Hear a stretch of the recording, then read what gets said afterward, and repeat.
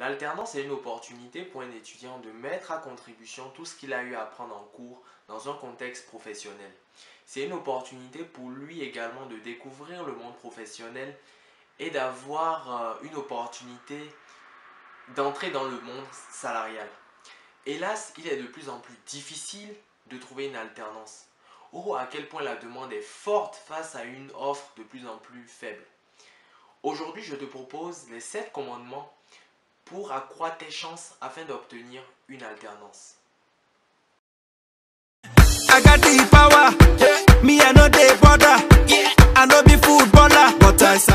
Salut à toi, moi c'est Christian Hazard. À travers la chaîne Étudier et vivre en France, j'aborde de nombreuses thématiques sur la vie estudiantine en France en général, et en particulier pour les étudiants étrangers.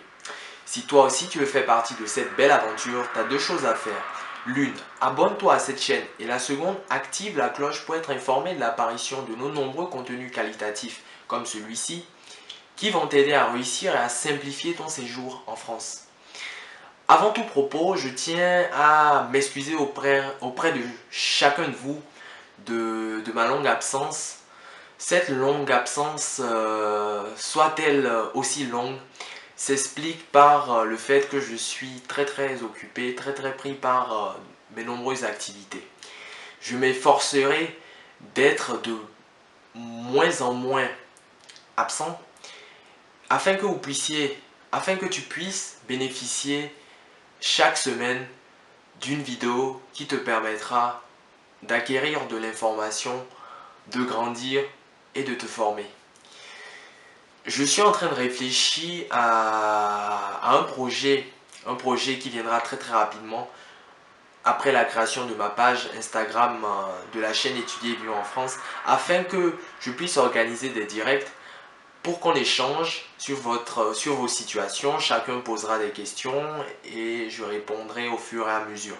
Cela nous permettra de nous enrichir, d'apprendre et également de se découvrir.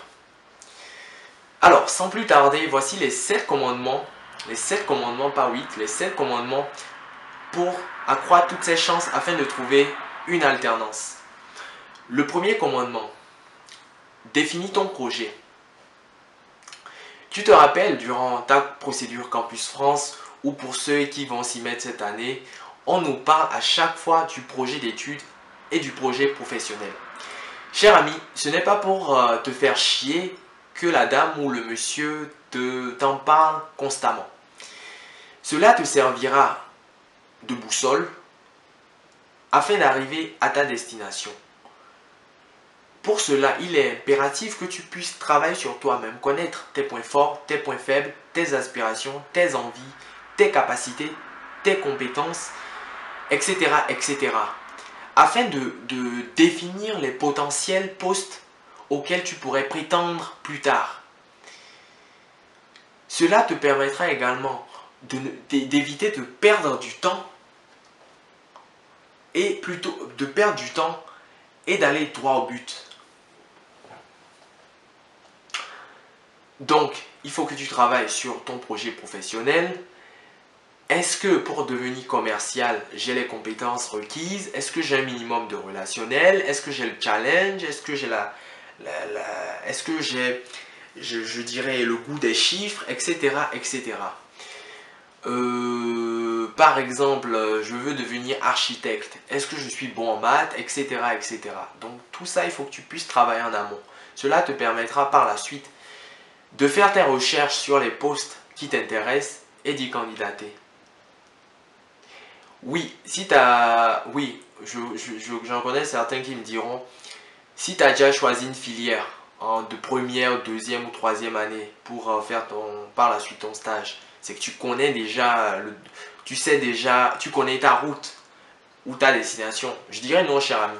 On peut faire du commerce et ne pas devenir forcément que commercial. On peut être technico-commercial, on peut être, en plus que cette formation c'est commerce et marketing, on peut être marketeur, on peut être chef de produit, on peut être, je sais pas, il y a plein d'opportunités, donc c'est vaste. Le but ici c'est vraiment d'être minutieux dans son projet. Parce que oui, une fois que on a déjà tous un projet, mais le but c'est d'être encore plus précis dans son projet. Et c'est ce que je te demande de faire. Le deuxième commandement. Travaille ton CV, ta lettre de motivation. Je ne cesserai jamais de te le répéter, cher ami. Et même encore en 2020, il y en a plein qui ne savent pas faire un CV.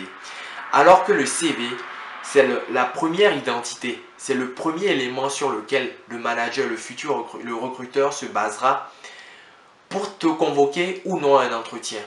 C'est pour cela que je te demanderai, cher ami, de ne pas hésiter à aller sur Internet, faire des sourcings, voir ce que les autres font, de demander conseil à tes amis, de demander à tes proches de relire, de voir ce qui se fait, de le moderniser, de le faire évoluer. Quitte à même enlever certaines formations, certaines vieilles expériences qui n'ont plus lieu d'être, etc., etc. Et revoir aussi sa photo, ses coordonnées, etc., etc. Cela demande du temps et de la rigueur. Je sais que la nature humaine est paresseuse. Mais cher ami, efforce-toi à y travailler parce qu'à cause d'une petite erreur sur ton CV, tu pourrais passer à côté d'une opportunité. Et ce serait bien dommage. Le troisième commandement. Fais un stage ou un CDD. Je vais te raconter une petite histoire.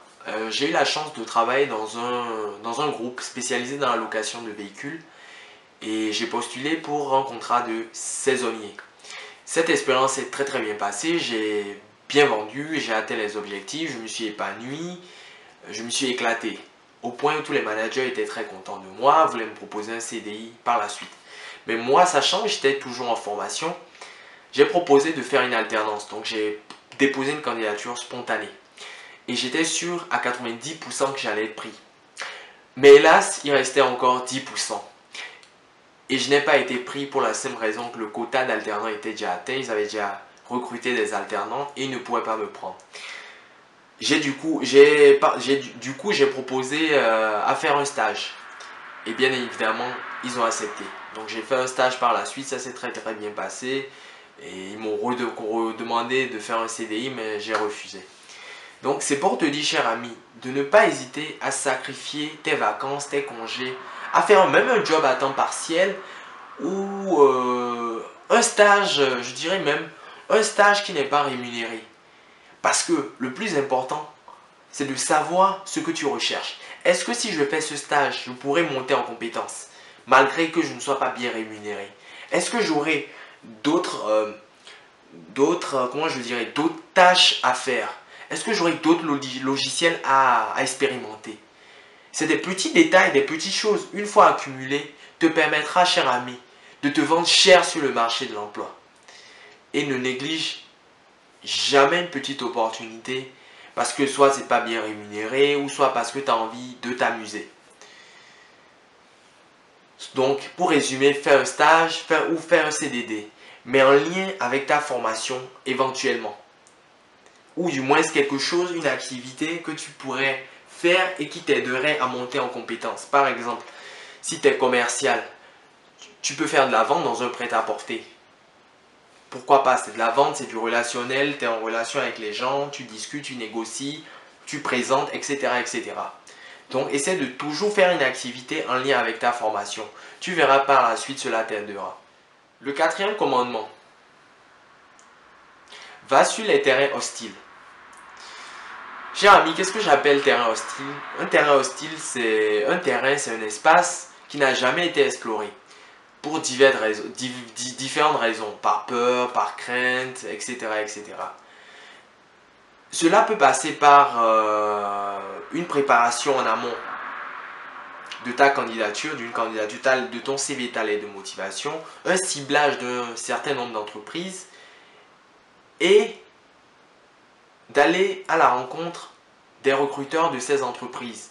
Cela te permettra peut-être de rencontrer ton futur responsable ou ton futur recruteur. Il s'agit de savoir qu'est-ce que tu peux faire, qu'est-ce que tu peux expérimenter pour sortir de la masse. Qu'est-ce que tu peux faire pour attirer l'attention? Parce que c'est de ça il s'agit, c'est d'attirer de l'attention. de montrer qu'on existe, qu'on est là. Donc pense-y, cher ami, on est tous intelligents pour trouver cette petite chose qu'on peut faire pour sortir du lot. Cinquième commandement, propose une alternance à ton employeur. Cher ami, sache que sur les plateformes en général, il n'y a que 30% des postes à pourvoir. Ce qui est peu. Ce qui est très très peu. C'est pour cela, je t'invite, cher ami, à chaque CDD ou à chaque stage que tu auras à faire, n'hésite pas à garder les contacts de ces employeurs ou même des collègues pour par la suite, au moment opportun, demander à faire une alternance. Déposer une candidature spontanée, pourquoi pas. Et cela, bien évidemment, après avoir bien travaillé, après avoir fait tes preuves, après avoir laissé une bonne impression, une bonne image auprès de cette entreprise. Il ne s'agit pas d'aller déposer une candidature alors que tu n'as pas bien travaillé, tout le monde était mécontent de toi, tout le monde parlait en mal de toi. Donc il faut nécessairement que ça soit bien passé. Et une fois que tu le déposes, peut-être tu l'auras, peut-être tu auras l'opportunité dans cette entreprise ou peut-être tu auras une recommandation de ton ancien manager qui passera ta candidature à un de ses collègues. Donc oui, cher ami, le bouche à oreille aussi va très très vite. Donc c'est aussi une piste que tu pourrais explorer. Le sixième commandement. Cible les plateformes et les job boards. Sixième commandement, cible les plateformes et les job boards. Il y en a des dizaines, voire des centaines de plateformes et de sites d'offres d'emploi. On en a Welcome to the Jungle, Indeed, Viadeo, LinkedIn, etc., etc. Il y en a plein. Il s'agira pour toi, cher ami, de cibler un certain nombre de plateformes et de te créer des alertes.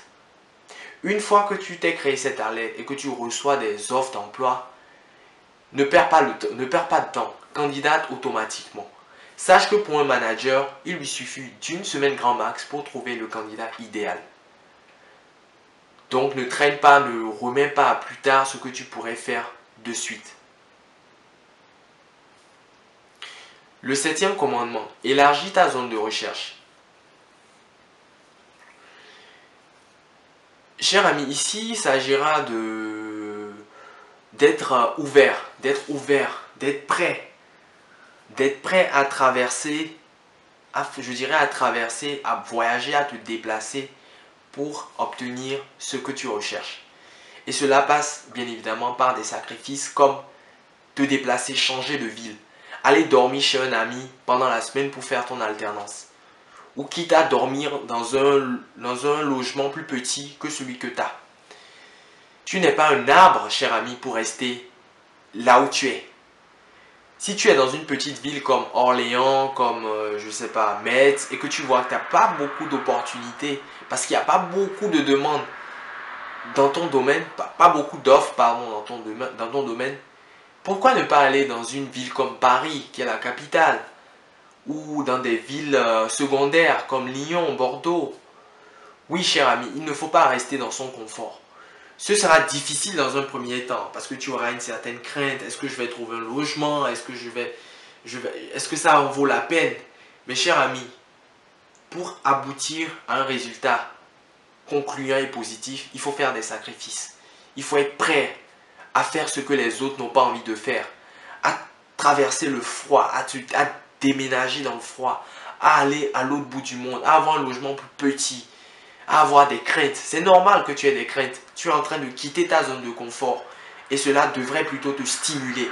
Ne fais pas comme des étudiants qui restent confinés, je dirais confinés et statiques dans une petite ville et ils restent et commencent à se plaindre. Oui, je ne trouve pas d'alternance, alors que, cher ami, il suffirait juste que tu ailles dans la ville voisine pour trouver ton opportunité. Donc, cher ami, sois prêt à payer le prix. Cher ami, nous voici à la fin de cette vidéo. J'espère que tu as appris quelques trucs et que tu ne rentres pas bredouille. N'hésite pas à me mettre en commentaire ce que tu en penses. Je suis ouvert à la critique. N'hésite pas à me dire ce que tu aimerais qu'on fasse, qu'on améliore. N'hésite pas à me passer également des thématiques que tu aimerais que j'aborde. Bref, ou si tu as simplement aimé cette vidéo, n'hésite pas à lâcher un like. D'ici la prochaine vidéo, prends soin de toi et à bientôt.